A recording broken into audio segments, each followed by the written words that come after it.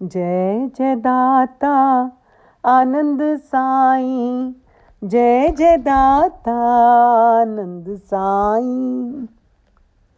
ओम साई शंकर, ओम साई राम। देवों से भी दुर्लभ है ये मानव चोला, इस चोले में मिलता शिव शंभू भोला।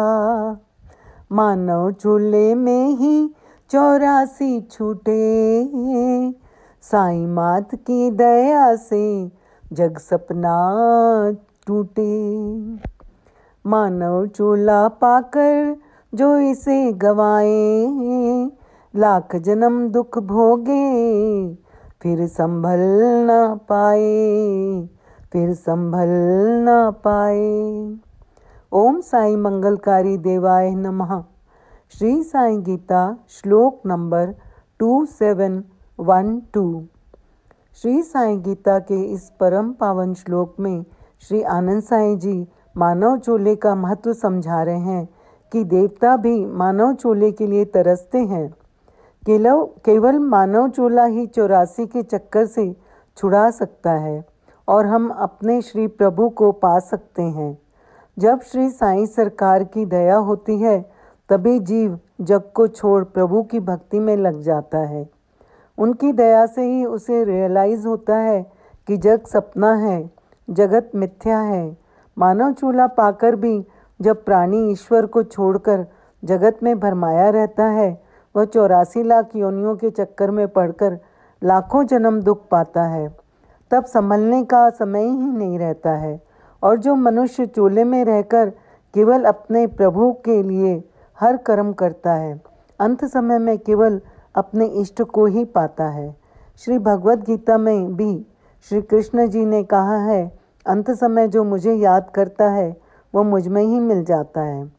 आज आपको श्री रामायण जी का एक बहुत सुंदर प्रसंग सुनाती हूँ। त्रेता युग में जब श्री राम जी व रावण का युद्ध समाप्त हुआ, दोनों तरफ की सेनाएं अधिकांश मात्रा में मर चुकी थी। उस वक्त विभीषण जी ने प्रभु राम जी के श्री चरणों में प्रार्थना की कि हे प्रभु, इस समय लंका में केवल अबलाओं और बालकों के अतिरिक्त शेष कोई भी नहीं रहा। ऐसे में लंका का काम कैसे चलेगा।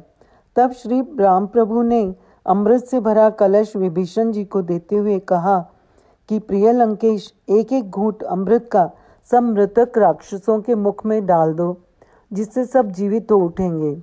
तब विभीषण जी ने ऐसा ही किया, परंतु राक्षसों के मुंह में अमृत डालने पर भी कोई भी राक्षस जीवित नहीं हुआ। तब ये देखकर विभीषण जी को बड़ा आश्चर्य हुआ कि भगवान, मेरी सेना का तो एक सैनिक भी जीवित नहीं हुआ, इसका क्या कारण है।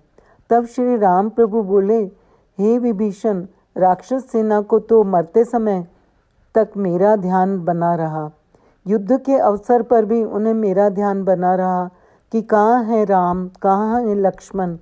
मेरे ध्यान, मेरे दर्शन की चाह में ही उनकी मृत्यु हो गई, इसलिए राक्षस सेना सब की सब मुक्त हो गई है, तो अब वे जीवित नहीं होंगे।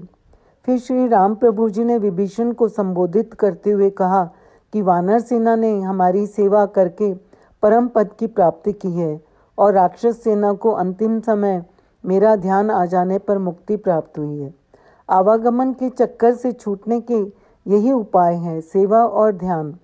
अतएव जीवन काल में ही मधुर और विमल सत्संग, सद्गुरु की सेवा व श्री प्रभु के नाम का भजन सिमरन के वातावरण में जीवन व्यतीत करना चाहिए। यही जीवन का मुख्य उद्देश्य है, तभी मरते वक्त परम पिता परमात्मा का ध्यान आएगा। ओम साई राम, जय साई राम।